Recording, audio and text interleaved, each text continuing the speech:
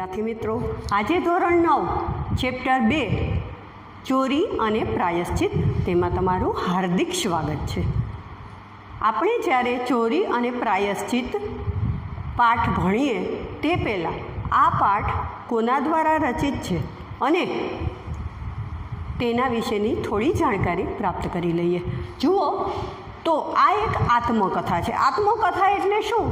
તો જ્યારે કોઈ વ્યક્તિ પોતાના વિશે જ કંઈક વાત કરી અને જ્યારે પુસ્તકમાં ઉતારે, કોઈ કાગળમાં ઉતારે, તો પોતાની જ વાત જ્યારે કાગળમાં ઉતારે તો એ આત્મકથા કહેવાય. અહીંયા આ જે ચોરી અને પ્રાયશ્ચિત છે એ કોને લખેલું છે, કોના દ્વારા રચિત છે? તો ગાંધીજી. અને ગાંધીજીએ ચોરી અને પ્રાયશ્ચિત એ પોતાના વિશેની જ વાત કરેલી છે. એમાં એને ગાંધીજીએ લખેલ છે અને આ ચેપ્ટરનો સાહિત્ય પ્રકાર પોતાના વિશે વાત કરી છે, તેથી તેને કહેવાય આત્મકથા ખંડ. આત્મકથા ખંડ એટલે મેં તમને વાત કરી એમ કે આત્મકથા એટલે જ્યારે કોઈ વ્યક્તિ પોતાના વિશે વાત કરે છે તો એને કહેવાય આત્મકથા. શેમાંથી લીધેલ છે? તો ગાંધીજીએ જે સત્યના પ્રયોગો બુક લખેલી છે તો એ સત્યના પ્રયોગો બુકમાંથી આ લીધેલ છે. આ ચેપ્ટર એમાંથી લીધેલું છે, કારણ કે સત્યના પ્રયોગો જે બુક છે ને તો એની અંદર ગાંધીજીએ પોતાના વિશેની જે કંઈ પોતે ભૂલ કરેલી છે, ક્યારેય પોતાનાથી જે કંઈ પણ ભૂલ થયેલી હોય અને એનું જ્યારે એ સુધારો એણે કેવી રીતે કરેલો છે એ વિશેની વાતો કરેલી છે અને એ વિશેના ઘણા બધા એને ઉદાહરણો પણ આપેલા છે. તો હવે અહીંયા જુઓ, સત્યના પ્રયોગોમાંથી લેવાનું, પણ તે પહેલાં આપણે જ્યારે આ ચેપ્ટર સમજીએ તો તે પહેલાં આપણે ગાંધીજી વિશેની થોડી જાણકારી પ્રાપ્ત કરી લઈએ. શું કામ? કારણ કે ગાંધીજી જે છે તો એ આપણને ખબર છે કે આપણા દેશના રાષ્ટ્રપિતા કહેવાય છે. ગાંધીજીને આપણે બાપુ કહેતા, મહાત્મા કહેતા. તો મહાત્મા બન્યા શા માટે? કઈ રીતે? કેવી રીતે મહાત્મા બન્યા? તો એની પાછળનું એનું ચરિત્ર કેવું છે તો એના વિશે આપણને નાનપણથી જાણતા આવ્યા છીએ કે એણે ઘણી બધી લડતો લડેલી છે. પણ અહીંયા એની બેઝિક માહિતી જે છે એ આપણે જોવાનું છે, કારણ કે તમારે, મેં તમને આની પહેલાંના ચેપ્ટરમાં કીધું એ રીતે તમારે જ્યારે સવિસ્તર પ્રશ્ન લખવાના હશે તો એની અંદર ગાંધીજી વિશેનો થોડો તમારે પરિચય આપવો પડશે, તો જ તમારા પ્રશ્નના આન્સર છે એ સાચા પડે. તો હવે જોઈ લો એનો જન્મ, એ તો આપણને બધાને ખબર જ, કારણ કે આપણને બધાને સ્કૂલની અંદર હોલિડે હોય ત્યારે એ સમયે તો આપણને ખબર જ હોય છે 2 ઓક્ટોબર. પણ સાલ કઈ છે? તો 1869, 1869. મૃત્યુ, તો મૃત્યુ ખબર છે આપણને 30 જાન્યુઆરી. ન ખબર હોય તો નોટ ડાઉન કરી લ્યો, 30 જાન્યુઆરી. અને 1948માં એનું મૃત્યુ થયું. 1947માં આપણને આઝાદી પ્રાપ્ત થઈ અને આઝાદી પ્રાપ્ત થયા પછીના 1 વર્ષ પછી જ તરત એનું મૃત્યુ થયેલું છે. ગાંધીજીના નામો, મેં જેમ હમણાં કીધું કે ગાંધીજીને આપણે બાપુ તરીકે બોલાવીએ છીએ, મહાત્મા તરીકે બોલાવીએ છીએ, રાષ્ટ્રપિતા કહીએ છીએ, કારણ કે એ આપણા રાષ્ટ્રપિતા છે. તો આ બધું તો છે જ, પણ એનું મૂળ નામ છે મોહનદાસ કરમચંદ ગાંધી.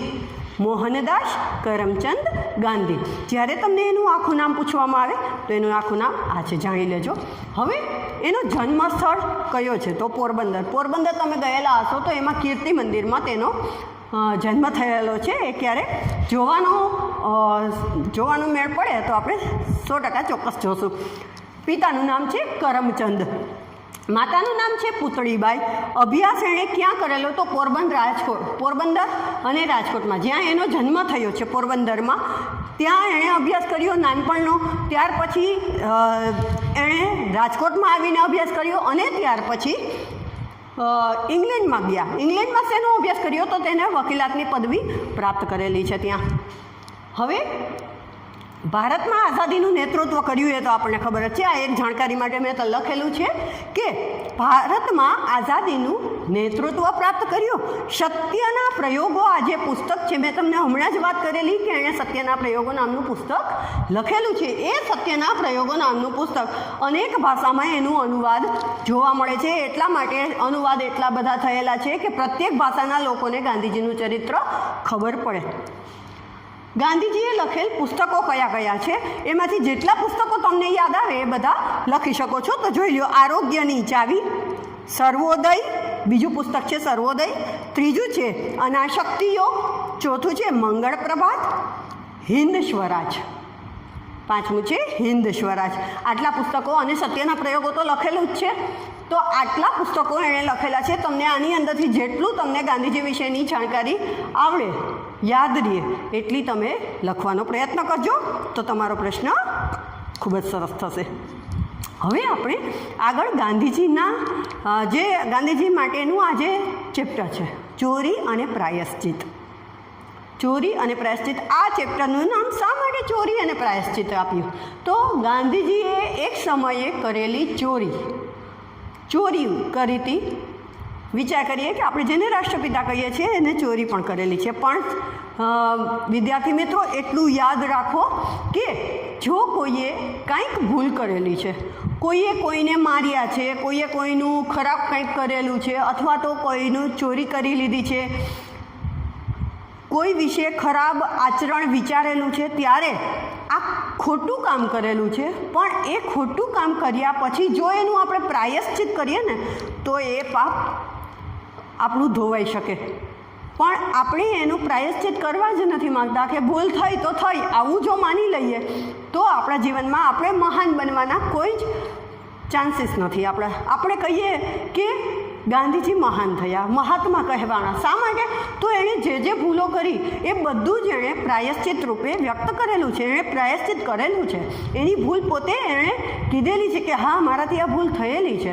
અને એ માત્ર ભૂલને કબૂલ કરવું કે હા, ભૂલ થયેલી છે અને એ ભૂલ હું જિંદગીમાં ક્યારેય નહીં કરું, એ એક સંકલ્પ કરવો ને, એ ખૂબ મોટી વાત છે.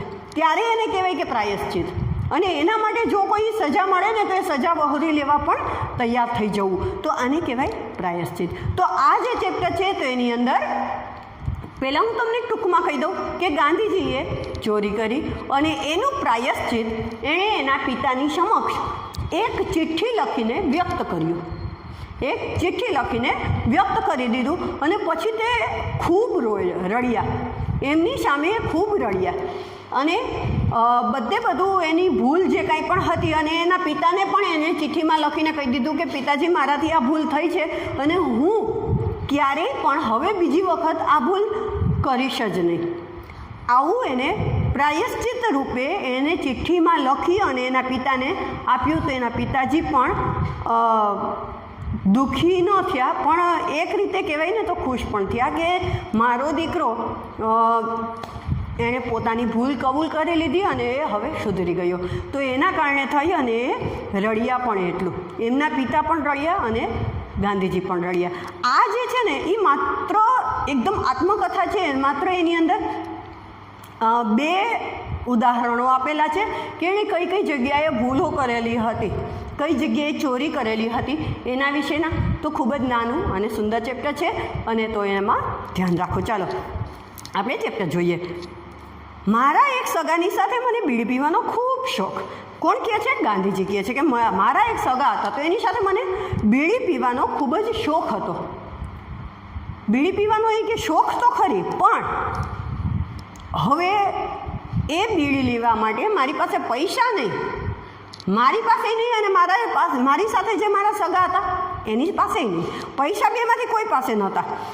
અને બીડી પીવામાં કંઈ ફાયદો થાય છે, અગર તો તેની ગંધમાંય મજા છે, એવું કશુંય અમને નહોતું. અમને શું હતું એ કે ગાંધીજીને બીડી પીવાનો શોખ શા માટે જાગ્યો હતો? તો એને જ્યારે કોઈએ આ બીડી પીધી હશે અને બીડીના જે ધુમાડા થતા હોય ને, તો એ ધુમાડા જોઈને એને એમ થયું કે હું લાવને હું પણ પીવું અને આવા ધુમાડા કાઢું. તો એવા ધુમાડા કાઢવાનો એને શોખ થયો હતો. એ ધુમાડા કાઢવાનો શોખ થયો એના કારણે થઈ અને એને બીડી પીવાનો શોખ થયો. હવે એને કોને જોયા? તો એના કાકાને જોયેલા હતા. એણે પોતાના ગાંધીજીએ પોતાના કાકાને બીડી પીતા જોયેલા હતા અને એને પણ જોયા અને બીજા બધાને પણ જોયા. અને ત્યારે એણે વિચાર્યું કે આ બધા જ આ કેવી રીતે ધુમાડા કાઢતા હશે, તો લાવને હું પણ પીઉં. એમ કરતાં એને બીડી પીવાનો શોખ થયો કે ધુમાડો કાઢવામાં જ કંઈક રસ છે એવું એને લાગેલું. મારા કાકાને બીડી પીવાની ટેવ હતી અને તેમને તથા બીજાને ધુમાડા કાઢતા જોઈ અમને પણ ફૂંકવાની ઈચ્છા થઈ. પૈસા તો ગાંઠે ન મળે, એટલે પૈસા અમારી પાસે હતા નહીં. હવે મળે ક્યાંથી? એને બીડી પીવી છે તો એ ક્યાંથી લઈ આવે? તો એણે બીડી ક્યાંથી લીધી? તો જ્યારે એના કાકા બીડી ફૂંકતા ને તો એ બીડી ફૂંકતા વખતે એને, તમને ખબર હોય તો બીડી પીવા વખતે છેલ્લું જે એના ઠૂઠ્ઠા વધે, થોડી બીડી પી લીધા પછીના પાછળના ઠૂઠ્ઠા વધે તો એ ઠૂઠ્ઠા એણે ફેંકી દીધા.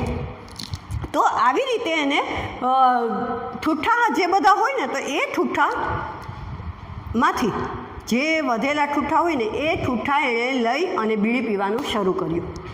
કારણ કે એની પાસે પૈસા નહોતા નવી બીડી માટેના.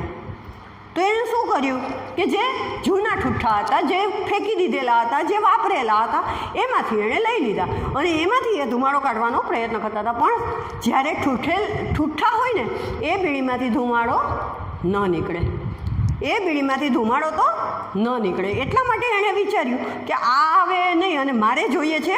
તો પછી જ્યારે ન કરી શક્યા, જુઓ, પણ ઠૂઠ્ઠા કંઈ હર વખતે મળી ન શકે.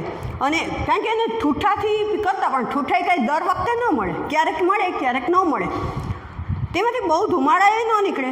એટલે પછી શું થયું એને કે હવે મારે પીવી છે. એટલે એને એક બીડી પીવાનો શોખ તો જઈ ગયો, પણ બીડી પીવાના શોખની સાથે એને બીજી એક ભૂલ કરી. એ કઈ ભૂલ કરી એણે? તો એણે જે નોકર હતા, ચાકર, આની અંદર શબ્દ છે ચાકર, ચાકર એટલે નોકર, નોકર જે હતા તો એમના ખિસ્સામાંથી એણે દોકડા એટલે કે એક જમાનામાં જ્યારે એક પૈસો હોય ને તો એને દોકડા કહેવાય. તો એ થોડા દોકડા એને એની અંદરથી ચોરી અને પછી બીડી પીવાનો એનો પોતાનો શોખ પૂરો કર્યો. એટલે એણે નોકરના જે પૈસા હતા એ એણે ચોરી કરી. એણે ચાકરની ગાંઠે 2-4 દોકડા હોય તેમાંથી વચ્ચે એકાદ ચોરવાની ટેવ પાડીને અમે બીડી ખરીદતા થયા. એનો મતલબ શું કે ગાંધીજી પોતે અહીંયા વાત કરે છે કે અમે આવી રીતે બીડી ખરીદી. પણ એને સંઘરવી કે હવે અમે લઈ તો લીધી, હવે કદાચ પિતાજી જોઈ જાય તો, કોઈ જોઈ જશે તો એને ક્યાંક મારે રાખવી તો ખરી ને. તો ક્યાં રાખવી? કોઈ જોઈ જાય તો એમ એ સવાલ એને થઈ પડ્યો. વડીલોના દેખતા તો બીડી પીવાય નહીં. એટલે એ ખબર હતી એને, જેમ તેમ કરીને 2-4 દોકડા ચોરીને થોડા અઠવાડિયા ચલાવ્યું. આવી રીતે થોડા અઠવાડિયા સુધી એણે ચોરી કરીને પોતે બીડી પીવાનો શોખ પૂરો કર્યો. તે દરમિયાન સાંભળ્યું કે એક જાતના છોડ છે. ગાંધીજીએ એની અંદર લખેલું છે કે એનું નામ મને નથી આવડતું, પણ કે એ સમયે મેં કે છોડ જોયેલો કે જેની અંદર એવા જ ધુમાડા નીકળે કે જેવા બીડીની અંદર કેમ નીકળતા હોય એવી જ રીતે કે એની ડાકડી છે ને બીડીની જેમ કે સળગે, બીડીની જેમ સળગે છે ને એને પી શકાય છે. તો અમે કે એને મેળવીને ફૂંકતા, કે એ જે ડાળખી હતી ને તો એ ડાકડીને અમે મેળવી લેતા અને પછી એને ફૂંકતા. પણ અમને કે એમાં સંતોષ ન થયો, કારણ કે બીડી પીવામાં બીડીના ધુમાડા તો શું છે વધારે પડતા હોય, ખૂબ જ હોય. આ તો જ્યારે સળગે એટલા ધુમાડા થાય નહીં, એટલા માટે એને એમ થયું કે અમને એની અંદર તો કાંઈ સંતોષ ન થયો. અમારી પરાધીનતા અમને ચાલવા લાગી. પરાધીનતા એટલે કે અમારે બીજા ઉપર આધારિત રહેવું પડે છે. અમને જેમ વડીલો કહે એમ જ અમારે કરવું પડે છે. આને કહેવાય પરાધીનતા, બીજા ઉપર આધીન રહેવું. બીજા ઉપર આધીન એટલે પરાધીન. તો આવી રીતે કે અમને તો અમારે પરાધીનતા રહેવું પડે છે એવું અમારા ઉપર લાગવા લાગ્યું. જ્યારે ગાંધીજીને આવું લાગે છે તો વડીલોની આજ્ઞા વિના કંઈ જ ન થાય એ દુઃખ એને થઈ પડ્યું. અમે કંટાળ્યા ને અમે તો પછી વિચાર્યું કે હવે અમે આપઘાત કરીએ, કે અમારે જ્યારે હોય ત્યારે વડીલો માટે એનું જીવવાનું, વડીલો કે એમ જ જીવવાનું, એવું એણે મગજમાં વિચાર્યું ને. એટલે એણે શું કર્યું કે હવે અમે આપઘાત જ કરી નાખીએ, એ પોતે અને એની સાથે એના સગા જે હતા એ બંને, કે હવે અમે આપઘાત કરીએ. હવે જો એને આપઘાત કર્યા પછી એના મગજમાં ચાલતા વિચારો કયા કયા છે, મનોમંથન ચાલે છે મગજમાં. કયું મનોમંથન ચાલે છે? પણ આપઘાત કઈ રીતે કરવો, પહેલું મનોમંથન. બીજું કે ઝેર કોણ આપશે. ત્રીજું, અમે સાંભળ્યું કે ધતુરાના ડોડવાના બી ખાઈએ ને તો મૃત્યુ નીપજે. અમે વગડામાં જઈ અને તે ધતુરાના બી લઈ આવ્યા. એ લોકો અમે ધતુરાના બી જઈને મેળવી આવ્યા. સંધ્યાનો સમય હતો. કેદારજી મંદિરે દીપમાળામાં ઘી ચડાવ્યું, દર્શન કર્યા ને એકાંત શોધ્યું. બધું જ જુઓ, ગાંધીજીએ પોતે આપઘાત કરવા માટેની સંપૂર્ણ તૈયારી કરી લીધી, પણ ઝેર ખાવાની હિંમત ન ચાલે. તુરંત મૃત્યુ નહીં થાય તો આ મનોમંથન એનું કે તરત મૃત્યુ. જો અમે ધતુરાના બી ખાધા અને તરત મૃત્યુ ન થાય તો આપણે કહેવાય ને કે મૃત્યુ થાય ને તો કાં તરત આવી જાય, પણ આમ તડપી તડપીને નથી મરવું. તો એવું પણ એને જ થયું કે કદાચ હું જ્યારે આ ધતુરાના બી ખાઈશ અને મૃત્યુ ન આવ્યું તો. પછી પાછું મનોમંથન વિચાર્યું કે મરીને લાભ શું છે, મરીને શું લાભ, કાંઈ નહીં. પરાધીનતા કાં ન ભોગવી છૂટવું, એટલે એને એમ વિચાર્યું કે એના કરતાં તો પરાધીનતા સારી, આપણે બીજા ઉપર ભલે આધારે રહ્યા તો રહ્યા, પણ મરવું નથી. છતાં 2-4 બી ખાઈ લીધા. ધતુરાના બી જે એ મરવા માટે લઈ આવેલા હતા, 2-4 બી ખાઈ લીધા. બીજા ખાવાની એને હિંમત ન ચાલી, કારણ કે એના મગજમાં એમ આવી ગયું કે તરત નહીં મરીએ તો શું થશે, એના કરતાં નથી મરવું. બંને મોતથી ડર્યા. કોણ? ગાંધીજી અને એની સાથેના એના સગા બંને મોતથી ડરી ગયા અને રામજીને મંદિર જઈ દર્શન કરી શાંત થઈ જવું ને આપઘાતની વાત ભૂલી જવી એવો ઠરાવ કર્યો કે હવે આપઘાત નથી કરવો, એવું એના મગજમાં આવ્યું. જુઓ, એને તો બીડી પીવી, બીડી પીવાનો શોખ. એક આ વાત ઉપર આપણે ચર્ચા કરી. બીજું, કરવાનો વિચાર, આપઘાત કરવાનો વિચાર.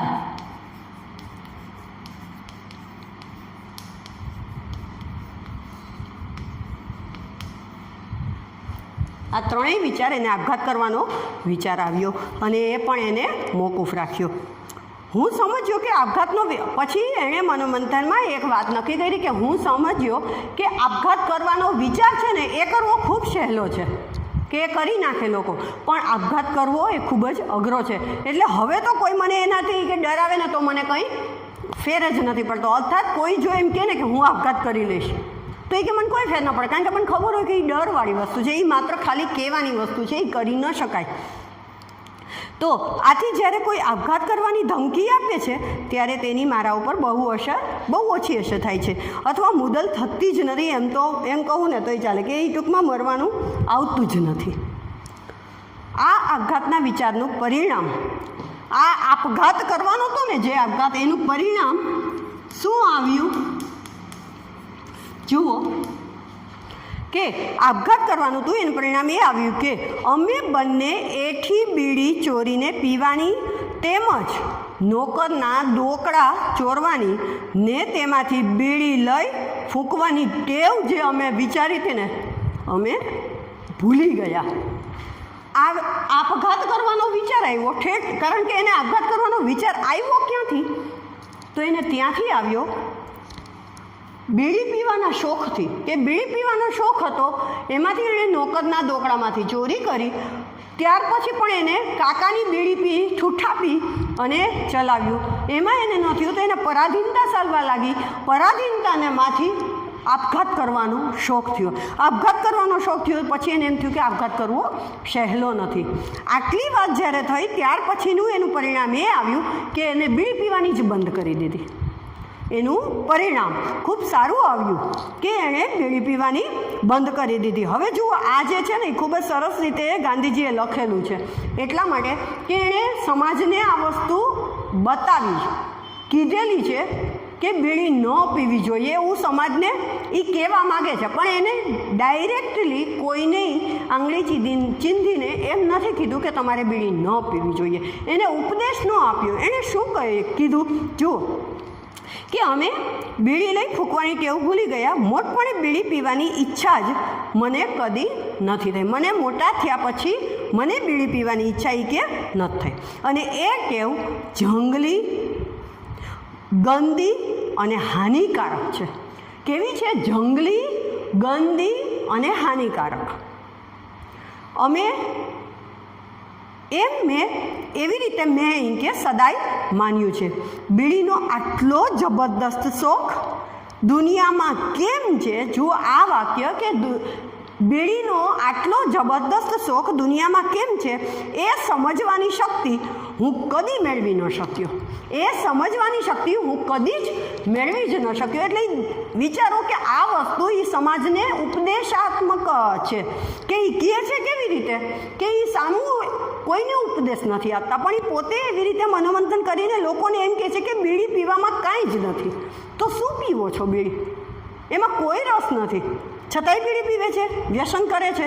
એટલે એવા લોકોને એણે માર્ગદર્શન આપેલું છે કે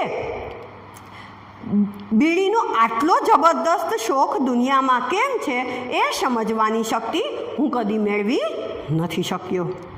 જે આગગાડીના ડબ્બામાં ઘણી બીડી ફૂંકાતી હોય ત્યાં બેસવું મને એમ કે હવે ભારે થઈ પડે ને એના ધુમાડાથી હું ગુંગળાઈ જાઉં છું. એને શું કીધું કે જ્યારે આપણને ખબર છે કે ટ્રેનના ડબ્બામાં આપણે બેઠો હોય ને ખૂબ જ ધુમાડો આવતો હોય, ક્યારેક એટલા બધા ધુમાડાથી લોકો બીડી પીતા હોય અને આપણી આજુબાજુમાં રહેતા કે જેનાથી શું છે કે ચક્કર આવવા માંડે કે કેટલી ગંધ આવતી હોય. જે નથી પીતા બીડી, જેણે ક્યારેય પીધેલી નથી, તો એના માટે શું છે? ગંધ છે. જે પીવે છે તો એને એમ થાય કે હા મજા છે, પણ બાકીના બધા જ માટે ગંધ છે. બાકી બધાને એ જે સફોકેશન છે એ કોઈ નથી કરી શકતું સહન, તો એ આપણે કોઈ જોતા જ નથી. જે ગાંધીજીએ એ જ કીધું કે હું જ્યારે ડબ્બામાં હોઉં તો એ સહન નથી થતું. એક સમયે ગાંધીજી જ્યારે બીડી પીવાનો શોખ રાખતા હતા અને હવે એણે આપઘાત પછી એનું પરિણામ એ આવ્યું કે એણે બીડી પીવાનો શોખ એ નાબૂદ કરી દીધો અને એને પોતે રાખ્યો જ નહીં એ શોખ. હવે એક તો બીડી પીવાનો શોખ, એમાંથી નોકરના પૈસા ચોરી કરી, એટલે આ ભૂલ તો એનાથી થઈ જ. આપઘાત કરવાનો વિચાર કર્યો એ પણ ભૂલ થઈ. હવે આપણે જે છે તો એ બીજો પ્રસંગ છે કે બીડીઓના ઠૂઠા ચોરવા ને તેને અંગે ચાકરના દોકડા ચોરવા, એ દોષના કરતાં બીજો એક ચોરીનો દોષ જે મારાથી થયો તેને હું વધારે ગંભીર ગણું છું. કે બીજો એ કે હવે ગાંધીજી જ્યારે લખવા બેઠા હતા ને એ સમયે તો એને એના જે દોષો હતા ને એ એણે બધા વ્યક્ત કર્યા છે. એટલે એનો જે સમય છે એ ખૂબ જ દૂર થઈ ગયો છે.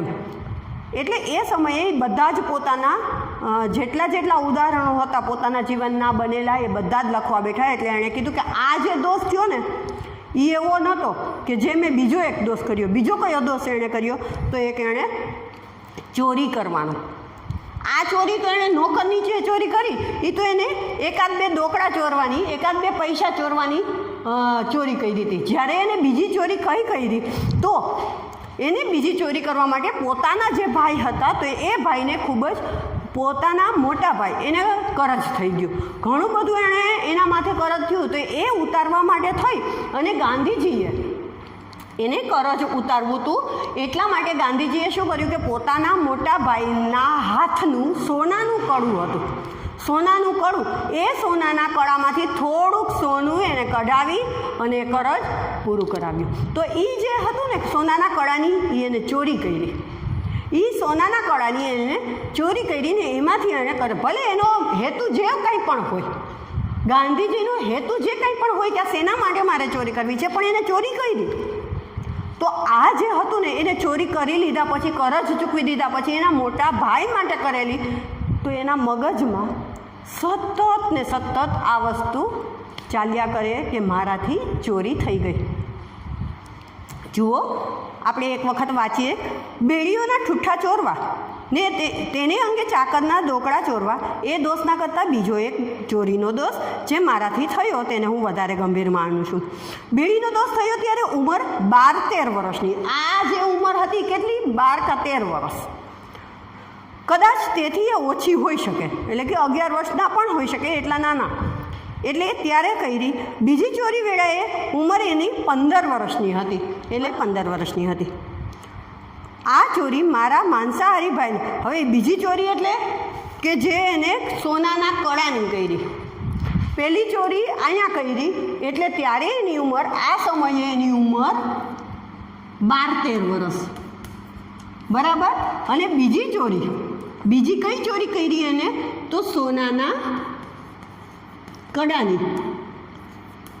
સોનાના કડાની. તમને જ્યારે એમ પૂછવામાં આવે કે બીડી પીવાના શોખ સાથે તેણે બીજો કયો શોખ જાગ્યો અથવા તો બીજી કઈ ભૂલ કરી, તો તેને ચોરી કરવાની ભૂલ. અને બીજી એને ચોરી કઈ કરી? તો સોનાના કડાના સોનાના કડાના કકડાની ચોરી. સોનાના કડાના કકડાની ચોરી એણે કરી. એ સમયે એની ઉંમર હતી 15 વર્ષ. કેટલી હતી? આ સમયે એની ઉંમર હતી 15 વર્ષ. એટલે એમ કહે છે કે એ સમયે મારી ઉંમર 15 વર્ષની હતી. આ ચોરી મારા અને આ ચોરી શેના માટે થઈ એ હવે લખે છે કે આ ચોરી મારા માંસાહારી ભાઈના સોનાના કડાના કકડાની હતી. તેમણે નાનું સરખું એટલે 25 રૂપિયાનું કરજ કર્યું હતું. એ સમયના 25 રૂપિયા એટલે ઘણા કહેવાય. આપણને એમ થાય કે 25 રૂપિયા એટલે શું, આપણે રોજના આપણે એનો નાસ્તો કરી લઈએ છીએ. પણ એ 25 રૂપિયા એ સમયની વાત છે કે 25 રૂપિયાનું કરજ કર્યું હતું. એ કેમ પતાવવું એનો અમે બંને ભાઈ વિચાર કરતા હતા. મારા ભાઈને હાથે સોનાનું નક્કર કડું હતું, હાથમાં પહેરવાનું સોનાનું નક્કર કડું હતું. તેમાંથી 1 તોલો સોનું કાપવું મુશ્કેલ નહોતું. કે 1 તોલો કાપી નાખીએ તો કાંઈ ખોટું ન જાય. અને એ સોનાનું કડું તો એવું ને એવું રહે, એવું એના મગજમાં આવ્યું એટલે એને કરી નાખ્યું. કડું કપાયું, કરજ ફીટ્યું. પણ મારે સારું આ વાત કે અસહ્ય હતી. હવે જે આખા ચેપ્ટરનો હેતુ, મર્મ, પરિણામ જે કહેવાય એ હવે બતાવે છે કે એને 2 ભૂલ તો કરી લીધી. આ 2 ભૂલની વિશે વાત કરી દીધી એને. પણ ત્યાર પછી એને કઈ વાત અસહ્ય લાગી પોતાના જીવનમાં કે જેનાથી એનું પરિણામ, અને એ પરિણામ આપણને આઝાદી સુધી પહોંચાડ્યું. જે આ એને ભૂલ કરેલી છે ને, આ ભૂલનું એને પ્રાયશ્ચિત કર્યું ને, એ આપણને ક્યાં ઠેઠ લઈ ગયા? તો ઠેઠ આઝાદી સુધી આપણને આ વસ્તુ પ્રાપ્ત થયેલી. તો મારે સારું આ વાત અસહ્ય થઈ પડી. હવે પછી ચોરી ન જ કરવાનો મેં નિશ્ચય કર્યો કે હવે હું ક્યારેય ચોરી નહીં કરું. એને જો આ ચોરી કરી લીધી, પણ હવે એને નિર્ણય કર્યો, પ્રાયશ્ચિત કરે છે એ. પિતાજીની પાસે કબૂલ કરી દેવું જોઈએ એવું લાગ્યું. હવે પિતાજી પાસે એને વિચાર્યું કે હું પિતાજી પાસે કબૂલ કરું. એની અંદરના એને મનોમંથન વિચાર આવે. જો એને મનોમંથન કયું ચાલે છે એના મગજમાં કે જીભ તો ન ઉપડે, જીભ ન ઉપડે એટલે હું કંઈ બોલી ન શકું, એમ બોલવાની હિંમત જ ન ચાલે. જીભ ન ઉપાડવી એટલે બોલવાની હિંમત ન થવી. તો જીભ તો ન ઉપડે. પિતાજી છે એ પોતે મને મારશે એવો તો એ કે મને ભય જ નહોતો. પિતાજી મને મારશે ને એવો ભય નહોતો. એટલા માટે એને એ ભય નહોતો કારણ કે પિતાજીએ ક્યારેય કોઈને માર્યું જ નહોતું. તો એ મને ભય નહોતો કે પિતાજી મને મારશે, પણ મને એવો ભય હતો કે એ પોતે જ એટલા દુઃખી થઈ જશે તો, મારી આ વાત સાંભળી અને પિતાજી ખૂબ જ દુઃખી થઈ જશે તો, અને એનું દુઃખ મારાથી સહન નહીં થાય. આવો વિચાર કર્યો અને એ પિતાજીની પાસે કબૂલાત કરતાં ખૂબ જ ડરતા હતા. એટલે એને શું કર્યું? એના મગજમાં જે આવું મનોમંથન ચાલતું હતું કે મારા કહેવાથી પિતાજી કદાચ દુઃખી થશે તો, અને કદાચ માથું કૂટશે તો. આ જે મનોમંથન વિચાર તમે લખો ત્યારે એની અંદર આ વસ્તુ તમારે લખવાની રહેશે કે એ જોખમ ખેડીને પણ દોષ કબૂલ કરવો જ જોઈએ. એણે શું વિચાર્યું કે કાંઈ વાંધો નહીં, હું આ જોખમ ખેડું, પણ આ દોષને હું કબૂલ કરું જ કરું. મારા પિતાજી સમક્ષ મારે આ કબૂલ કરવું છે. તે વિના શુદ્ધિ ન થાય. હું કબૂલ નહીં કરું તે વિના મારી શુદ્ધિ નહીં જ થાય એમ લાગ્યું. છેવટે ચિઠ્ઠી લખીને દોષ કબૂલ કરવાનો નિર્ણય કર્યો. એને માફી માગી જ લેવી એવો એને વિચાર કર્યો. પછી એણે ચિઠ્ઠી હાથોહાથ આપી. કોને? પોતાના પિતાને હાથોહાથ આપી. હવે ચિઠ્ઠીમાં એને બધો દોષ પોતાનો, જો ચિઠ્ઠીમાં શું લખ્યું હતું એ તમને જ્યારે પૂછવામાં આવે તો તમારે કહેવું પડે કે ચિઠ્ઠીમાં એણે બધો દોષ કબૂલ કર્યો અને સજા માગી. બધો દોષ કબૂલ કર્યો, સજા માગી. પોતે પોતાની ઉપર દુઃખ વહોરી લે એવી આજીજીપૂર્વક વિનંતી, પોતે પોતાની ઉપર દુઃખ ન વહોરે એવી એને આજીજીપૂર્વક વિનંતી કરી કે તમે તમારી ઉપર દુઃખ ન વહોરી લે. આ ત્રીજી વાત લખી. અને ચોથી લખી કે ભવિષ્યમાં ફરી આ દોષ હું ક્યારેય નહીં કરું એવી હું પ્રતિજ્ઞા કરું છું. 4 વાત એણે ચિઠ્ઠીમાં લખી. એ 4 વાત તમારે યાદ રાખવાની છે કે તમને જ્યારે પૂછવામાં આવે કે ચિઠ્ઠીમાં એણે શું લખેલું. પછી ધ્રુજતે હાથે આ ચિઠ્ઠી પિતાજીના હાથમાં મૂકી હું તેમની પાટની સામે બેઠો. પાટ હોય ને લાકડાની, એ લાકડાની પાટની સામે હું બેઠો. આ વેળા તેમને ભગંદરનો દર્દ તો હતું જ, ભગંદર થયેલો હતો, એમના પિતાને રોગ હતો એ, તેથી તેઓ ખાટલા વસ્તુ હતા જ. ખાટલાને બદલે લાકડાની પાટ વાપરતા હતા. ખાટલો નહીં પણ લાકડાની જે સીધી પાટ હોય ને એ. તેમણે ચિઠ્ઠી વાંચી. આંખમાંથી મોતીના બિંદુ ટપક્યા. ચિઠ્ઠી આખી ભીંજાઈ ગઈ કારણ કે એના પિતા રડવા લાગ્યા. તેમણે ક્ષણવાર આંખ મીચી દીધી. ચિઠ્ઠી ફાડી નાખી ને પોતે વાંચવા સારું બેઠા થયા હતા. તે પાછા સૂઈ ગયા. વાંચવા માટે એ બેઠા થયા હતા ને એ પછી પાછા સૂઈ ગયા.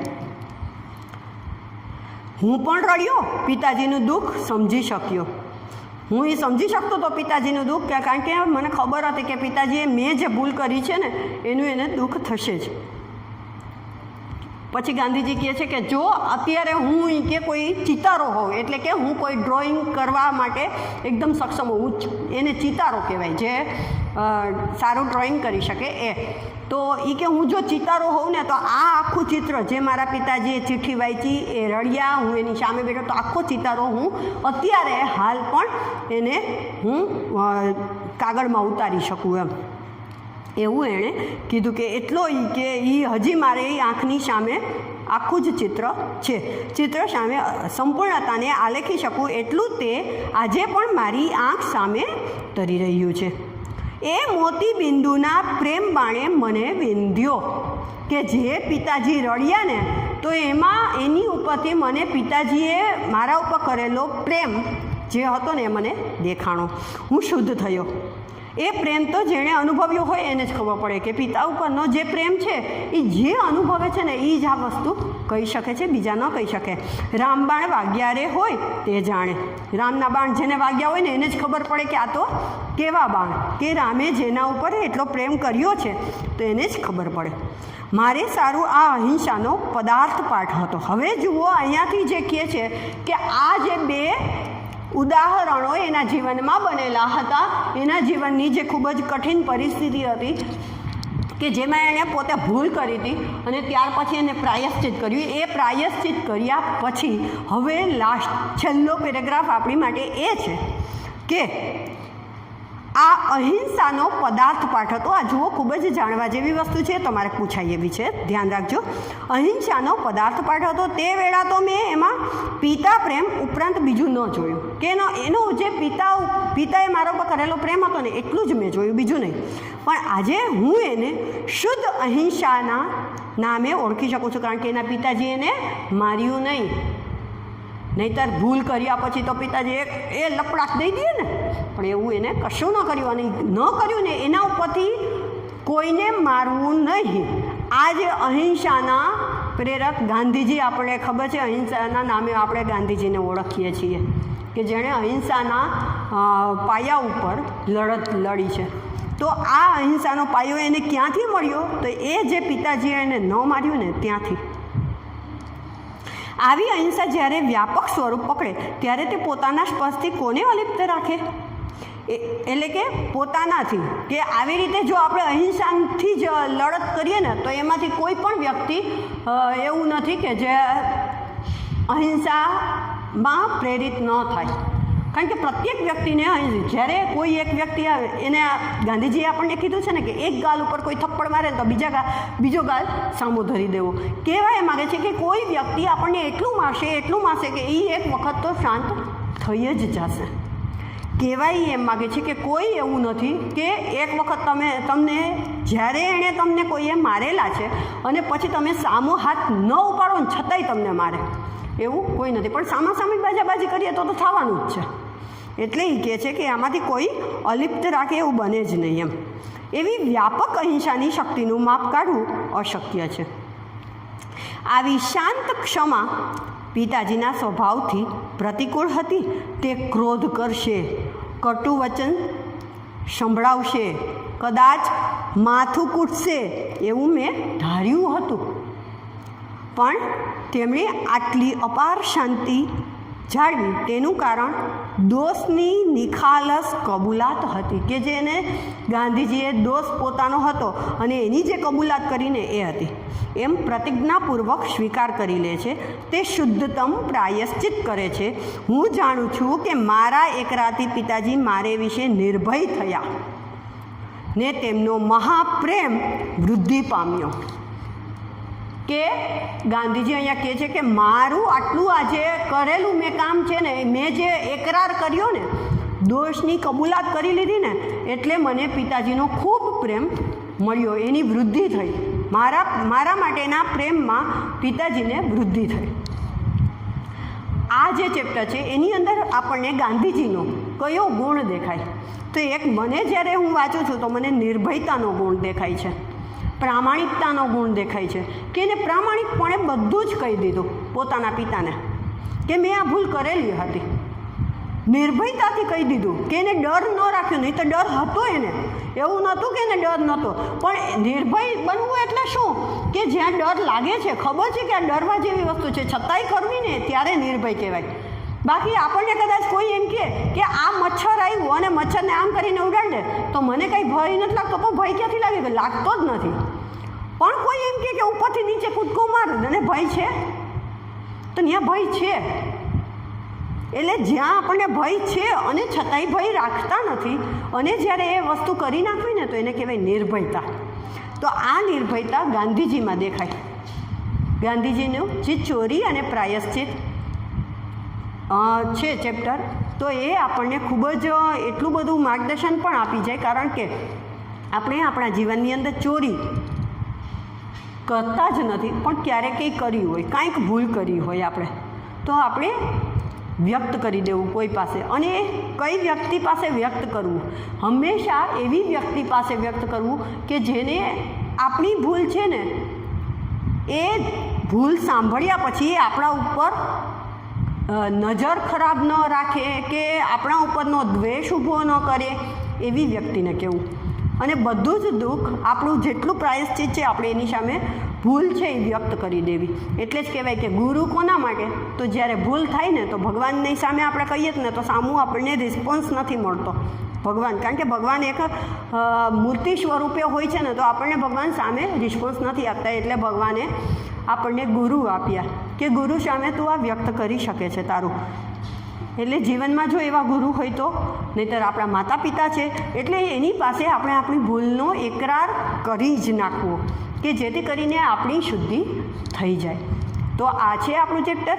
હવે એનું જે સ્વાધ્યાય છે એ ખૂબ જ સરળ. જો તમે આખો વિડીયો છેલ્લે સુધી તમે જોશો તો મને ખબર છે કે તમે એનું સ્વાધ્યાય, હવે હું ગમે તે પ્રશ્ન કરું તમને ન આવડે એવું ન જ બને, કારણ કે બધા જ પ્રશ્નો આવડી જશે. તમે એનું સ્વાધ્યાય જોઈ લેજો અને જો તમને એમાં છતાં પણ કંઈક વાંધો પડે તો મને જરૂર કહેજો. નમસ્તે વિદ્યાર્થી મિત્રો.